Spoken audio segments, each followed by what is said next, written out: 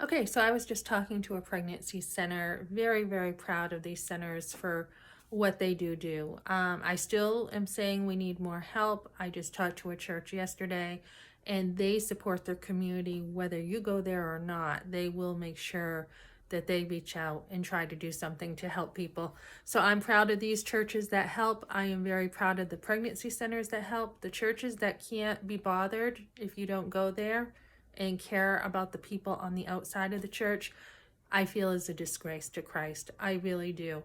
If you have all this given to you and you cannot care about the person on the outside, what good are you? And I think that is scriptural. It says in, where is it? Let me think real quick. James. Uh, if you say to your brother, have faith, and you're trying to get people saved, but you can't even reach out and talk to somebody, you can't do anything, what good is it? What good is your faith without works? So I am very into good works, not like it's earning my way to heaven, but it is a symptom of being a Christian. And I've seen people in conservative churches that can't even reach out and be a friend to somebody. What does that say? You're running around trying to reach people who are lost, but you can't even be a friend to people under your nose. Jesus talked about the Pharisees who go far and wide to win a soul and make them as bad as yourself. So we don't want to be like that. So this pregnancy center offers baby showers for a woman who is pregnant. I think that's awesome. I think it's a great first step, because when you're in a pregnancy center and you're like, oh my goodness, I'm pregnant, what am I going to do? The first things you're thinking is, you know, I'm scared. I haven't planned this. If you're a young girl, do I have the money? What am I going to do? And it's like, boom, we got you right there. So a lot of the reasons why women have abortions is because they don't have support. They got in that situation because they haven't had support. They don't have enough support. And we need to make sure they know that we got their back, and we got their back all the way up. When you have people in your life who do have your back and can help you, it makes a huge difference in your life. It's the difference between, what water and wine, whatever you want to think of it, life and death, let's put it that way. That's how much people can make a difference in your life. If you have good people around you, you're going to thrive. If you don't, you're not going to thrive in life. And so we want to make sure pregnancy centers are taken care of, right? We want to make sure they have everything they need. So they usually contact a church, in a small Bible study. In this case, will put a baby shower together, and it's seasonal. They have their spring, summer, and fall ones, probably winter too.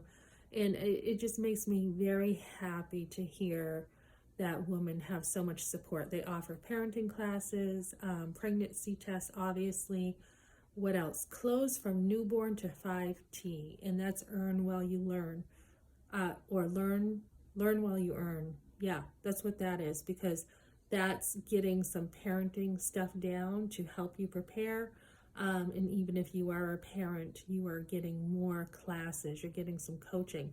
So I just want to see women all the way up until, their kids are 18 to have the support that they need.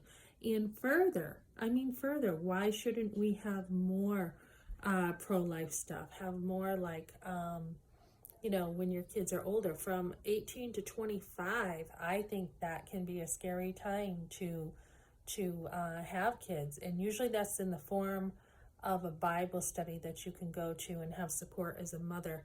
So I think we definitely need more Bible studies, and we need to keep on doing everything we can to support the family. I am huge on supporting the family.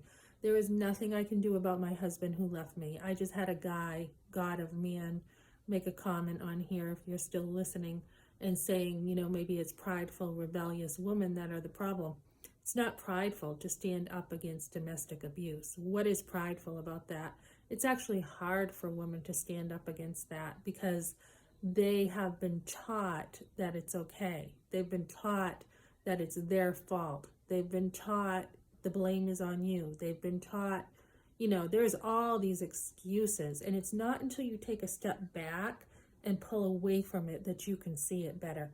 And that this guy seems to think just take anything a man gives you.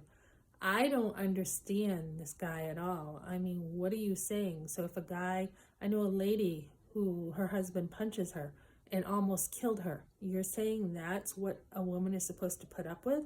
Not at all. Not at all. I'm not for real. I'm really not for divorce. I really am not. I mean, you can separate and you can try to work things out, which I did. And you try everything you can to try to work the marriage out. But when a guy will not get help for his anger and continue to be abusive, there's nothing you can do. And if he divorces you and puts you away, there's nothing you can do. You can try with all your might to try to work things out. And if he doesn't want to, he doesn't want to. That's part of free will in life. So, yeah. So if your husband just doesn't want to, treat you right, he wants to divorce you. He's the one who came up with it in my marriage. His parents, he betrayed me, went with his parents, said he came home, said he was divorcing me. That was hard enough when he wanted to divorce me, and I still stayed with him. Even though he was ready to divorce me over nothing, I still stayed. So don't tell me, man of God, that this stuff that a woman being mistreated and pushed and, the domestic abuse is okay. That marriage would not ever be entered again until there was help. If he did want to stay married, he would have to have help. That's pretty much the way it is. You don't just accept anything from a guy. So that's what I got for now, ladies, and I'm very excited to see these pregnancy centers help. They also do co-parenting, which I was really impressed with. I forgot about that. It's not just parenting for the mother, but parenting for the fathers, and we need that. Okay, thanks for joining me.